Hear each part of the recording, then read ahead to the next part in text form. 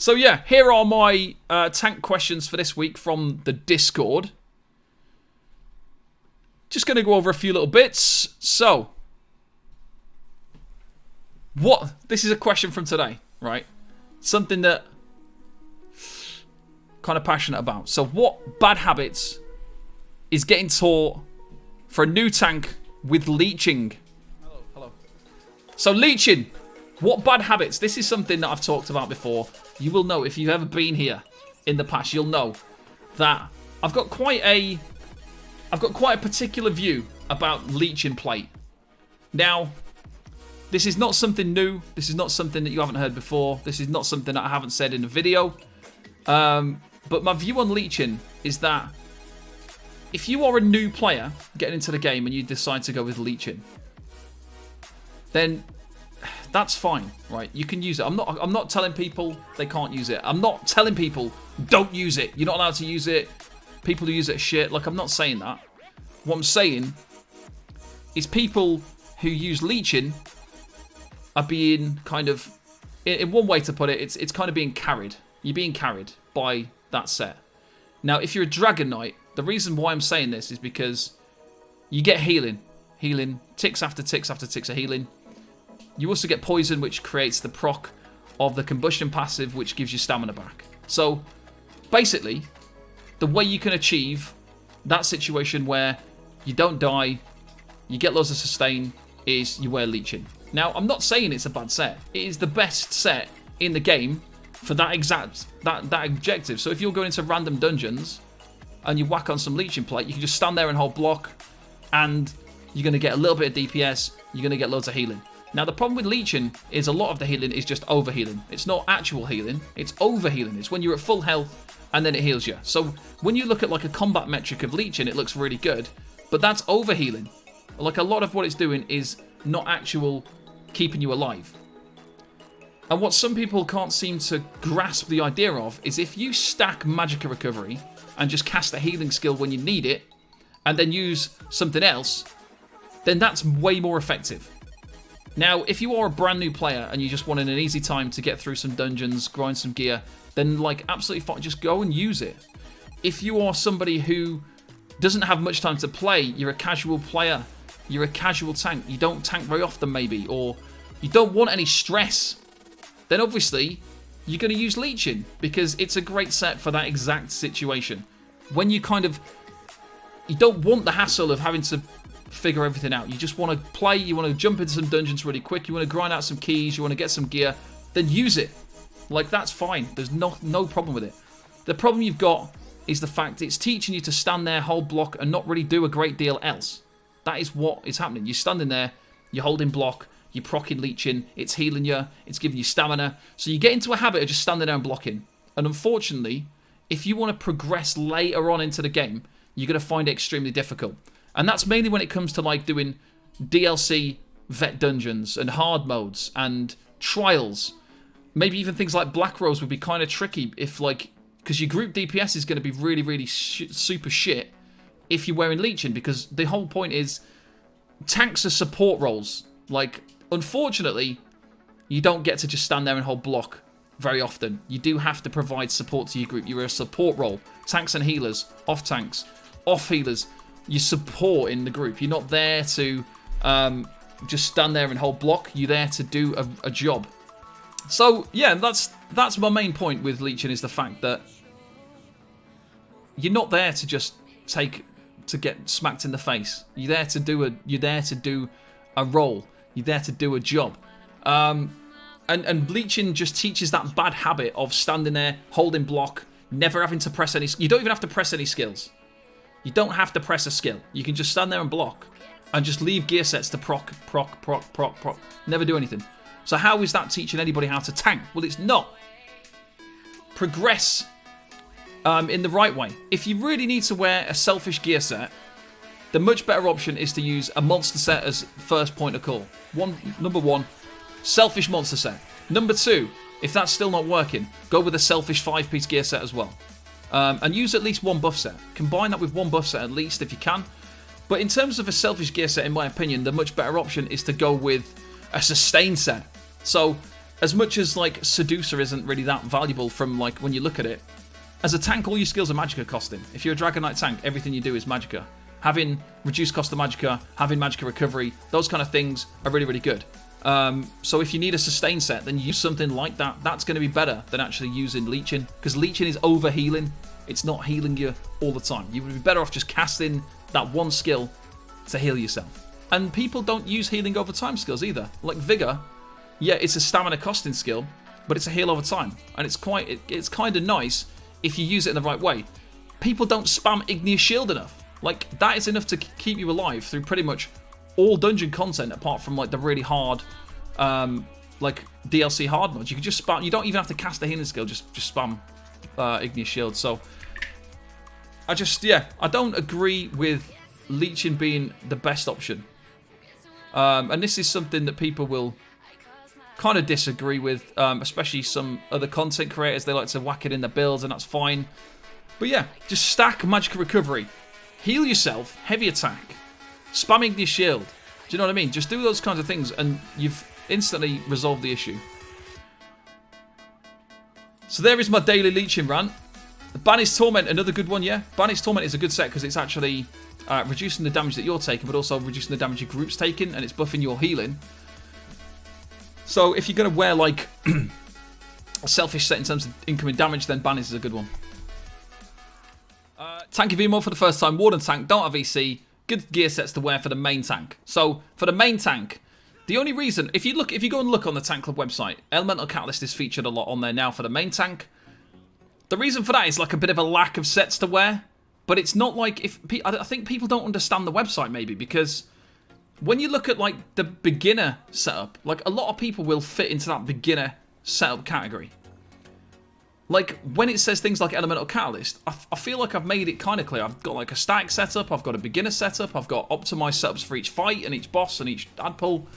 So like Elemental Catalyst does feature. However, if you're kind of newer to tanking, that's what the beginner setups are for. If you're tanking VMOL for the first time, the Elemental Catalyst setup is not there on the beginner setup for VMOL. On that kind of setup, you're going to be using like Wormcult, Gallonway, things that are still helping the group, but you're not going to obviously use Elemental Catalyst on your first VMOL run. Do you know what I mean? I don't know why. Like there's so many people that filter into that beginner level. So many people. People that have even cleared every trial. People that have even cleared some hard modes and things like that. Those people will still filter into that beginner level. And I think sometimes you need to be honest with where you're at, because if you're trying to go ahead and go, right, I'm going to use Elemental Catalyst now. I've done 2 trials and I'm going to start using Elemental Catalyst in trials. I can understand the feeling, because I remember when I was new at tanking, I wanted to run the main builds that people were using. I wanted to run the big builds of like, we're using this, doing trials, we're doing dungeons, we're doing this. I tried to follow those builds, even though I wasn't at that capability level. But yeah, I think people need to understand the level that they're at, because it is going to take a while before you're at the level to be an Elemental Catalyst user as a tank, because that means then, like as a basic level tank, you're trying to keep up Taunt, Blockade, and maybe one other thing, maybe like Major Resolve. That's like the 3 main things you're trying to maintain: Blockade, Taunt, maybe Heroic Slash, maybe Major Resolve if you haven't got it from a Warden. That's like 3 or 4 things. Then you add in Elemental Catalyst, then all of a sudden you've got to keep down, you've got to keep up another dot with fire, maybe even 2 if you're using some kind of shock damage, fire damage. You've got to keep down frost as well. So you've got like extra things that you're trying to add into it. And if you can't maintain like 1 or 2 things, there's no way you're going to be able to maintain Elemental Catalyst as well. So it's all about working up to that point. But yeah, if you are going to use gear sets, you're going into a trial for the first time, use gear sets that take a 0-0 effort, like Ebon, Worm, Yolnacrin, Gallonway. Those gear sets are so good because you don't have to do anything. Sax Champion, another good one. You don't have to do anything. So if you're ever going into a trial for the first time, use a gear set that still provides some minor benefit to your group, or some kind of benefit to your group, but it's got to be a gear set that you don't have to do anything. Because the main priority is going to be for a tank going into a trial for the first time is a gear set that is less effort. Like, you don't want something that's going to take a lot of effort, or else it's just not going to work. There's like something like 300 builds on the Tank Club website. That's because I'm trying to cover every single... Maybe I've given myself too much work to do. I sometimes feel that way, that I feel like I've overdone it. I've gone crazy detailed in some of the stuff where I've gone like, right, here's VHOF, but then here's a gear set for beginner. Here's a gear set for a static console setup. Here's a console build so that you don't have to change your gear. And then here's a setup for add pulls, boss 1, 2, 3, 4, 5, and then also every single class. So all of a sudden, we've got like 50 builds for just one single trial. Do you know what I mean? I feel like I might have gone a bit over the top because I'm just so focused on trying to optimize everything, you know what I mean? And trying to make everyone's life easy. I don't know. I try and make everyone else's life easy by giving myself a super, super hard time. But it is what it is, guys. That is my gift to you as the community for supporting me as a content creator and allowing me to do this for a job. I run a very, very basic setup for certain trials. Like I ran VMOL the other night in an intro group. So it was an introduction to VMOL. Most people in that group were doing it for the first time, so I did not run PA. I was going to run PA and Worm. I was like, oh, I'll be in all fancy medium armor. And I thought about it. I was like, you know what? I'm just going to wear Worm and Sax Champion because that is the safer setup. That's the better setup to run because what's the point in trying to push PA when the damage is going to be kind of low? My uptime's not going to be very good because I'm going to be so focused on calling out every single mechanic, where everyone's going to be, what everyone's going to do. And trying to focus on if somebody dies, I've got to take that boss and take that and chain those ads and do everything. So I'm obviously not going to run my own advanced setup in that situation because what's the point? We're not going to be able to benefit from it. So we're going to run something that's more comfortable and more helpful for the group that you're in. And I think that's a lot of the problem is that people don't understand the difference between their groups as well. Like you can't run an advanced setup in a beginner group or a progression group because it's not going to work. And you've got to look at your own group and figure out what's going to work best for your particular group. PA in a beginner group, that's what I mean. Like everyone's so spread out. Like it'd take you, like what would be the point? You'd be sprinting around the room, you'd be out of stamina, and that'd be without casting vigor for the PA. That'd just be running around chasing everyone to try and proc it on them. So yeah, you have got to kind of think about the trial that you're doing, the group that you're doing, what kind of level of experience. Next question. I went to +3 once and had a lot of trouble trying to get to the pad. I feel like I need Major Expedition in there. What could I be running instead of... Instead of what? Chains. What could I run instead of chains? +2 was fine. +3 was really painful. What can I do? Yeah, so Major Expedition. Now, for VCR +3, so when you've got Cloudrest, you've got Cloudrest, which is obviously the base level trial. You jump in the portal, and then you can jump up on any wall. So there's 4 corners to that room. You can jump up in any corner to get away from when the room is about to explode. When you go to +1, one of those gets taken away. When you get to +3, there's only one possible location to jump up onto the wall. So you have got to think about that, and you have got to be kind of visually aware of where you're standing. Now the difference with Zamarja's shade in the portal compared to on the overland bit is the shade doesn't do its head beam at the group. So in the main room, on the upstairs area, if you turn Zamarja to the group, it does the head beam, the mind blast, and hits every... Is it mind blast? The light attack, the like head beam thing that it does, it hits everybody. That hits everybody in your group if you're facing the group. In the portal, it doesn't do that. It only hits you. So the way to manage the portal is to be near the middle of the room. And the main reason why you want to be near the middle of the room is because when the cone appears, if you're in the center of the room, you can just sidestep out of it. If you're at the back of the room, you're going to have to sprint to get out of it. So you never want to be at the back of the room in the portal. You always want to be closer to the portal. And that means that if you've got to run the opposite side of the room to where you stood, you're closer to getting there. It's not going to be an issue. You're going to be able to get there very, very easily. And you definitely don't need like a speed boost for that. Now, when I first started learning Cloudrest +1, 2, and 3, I did used to use Race Against Time when I was on the upstairs area because of the boss moving. So I did kind of use that to get around the room a bit faster. That was something I did do, but I soon kind of didn't need it. As soon as I could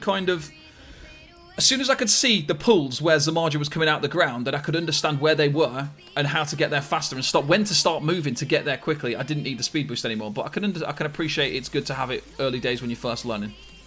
But yeah, like just stay in the middle of the room. In the portal, stay near the middle of the room, and that'll be problem solved for that situation. Okay, next question we've got. Is there a build to solo tank, but to also do group dungeons? Don't require trial gear. Endgame gear is hard to get. So, funnily enough, so my DK tank build is designed just for that. So the tribute tank build as it is known currently, that is going to be maybe tomorrow. I might be able to get that out tomorrow. So I've got an update of the tribute tank build, which is a solo tank build that can do solo overland content. It can do arenas like Maelstrom, Vatashran. It can do those on Vet as well, if you're a bit more of an advanced player. It can do everything that you need it to do. It's a build that does everything. Now, it's not designed for Vet trials. It's not designed for DLC, Vet, hard mode, dungeons, but you are going to be able to do your random dungeon. You are going to be able to jump into probably Vet non-DLC dungeons. You could do 4 keys on it, no problem. And next patch, I have got an update coming. We're renaming it to the Accolade build, and it is going to be higher DPS. It's going to be more group support. It's going to be a better build. I've worked hard to kind of get this build nailed down. So, yeah, this build is getting updated for next patch. It's going to be really, really nice. I don't have a DD character. I only have tank characters, and this character right now is like my main character, let's say. And I don't have any DD gear. I don't have any. I don't know. I just don't have I don't have any interest in being a DD. For me personally, I find kind of a little bit of joy, and I find it fun to try and push the boundaries of tanking, because this game is very limiting. Do you know what I mean? It's very limiting. Like, as a tank, you can't really do anything. Like, you're a tank and that's it. You can't do anything else. So I personally just like to push those boundaries a little bit. I like to try and see, right, what can we do on this tank? Can we run this tank through Maelstrom Arena? Yeah. Can we run this tank through this? Can we do that? Can we do that? Can we do that? So I like to be able to do some damage, but I also like to be able to have this hybridized style thing where we can do different stuff, and it's kind of fun. But yeah, I've got no interest in playing as a DD. I wouldn't have fun doing Maelstrom as a damage dealer. I like doing it because it's like I'm a tank, and I'm doing it as a tank, and we're just staying we're staying in our lane. We're staying in our lane. The tank club, we're doing all that kind of stuff. Final question we've got. Hi, tank poisons ? I had to put this question on the list because it made me laugh. It was like, it wasn't really a question. It was just like tank poisons ? That was it. Nothing. Nothing else.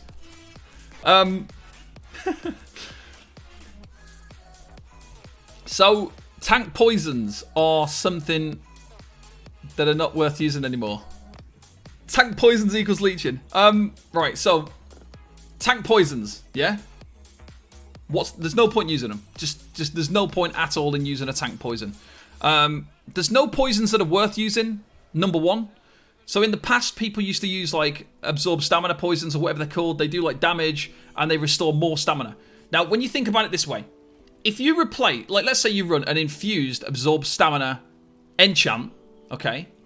And then you go, do you know what? The poisons give more stamina back. I can understand why somebody would think, oh, they look kind of good. However, when you've got an enchant on your weapon, it doesn't cost anything. It just keeps proccing and proccing and proccing and proccing, and you have to refill it with a soul gem, which everyone's got millions of. So that's that problem solved. When you've got poisons, you have to physically spend materials over and over and over again to get that same benefit. So it's got a way, way higher cost threshold compared to an enchant. An enchant is just there, and it's on the weapon, and it'll just keep proccing until it runs out. And then, like, one soul gem versus all the alchemy ingredients to make the poisons, obviously that doesn't really make a lot of sense.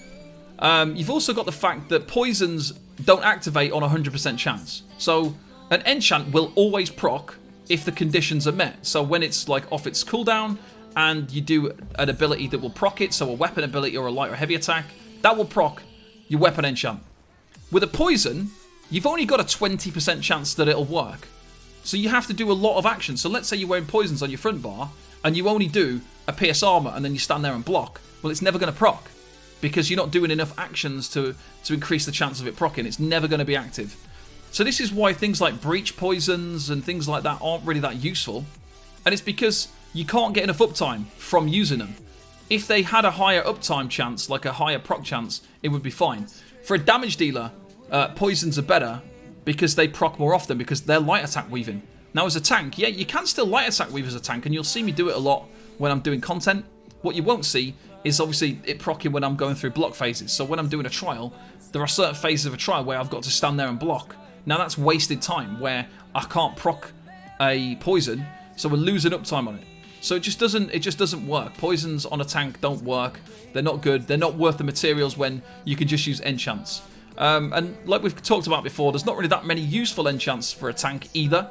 You've only really got enchant. Well, at the minute, there's a different few ways to run your enchants. Obviously, for your one-hander, flame or absorb magicka or a stamina or something like that is usually your best option. Flame if you're using it in Kratis. If not, then just use something sustain-based. In terms of back bar, it's always an infused crusher or a frost glyph if you're trying to maintain brittle. So they're really the only glyphs you need. There's no point using poisons because poisons don't offer enough value compared to the enchants that we've got.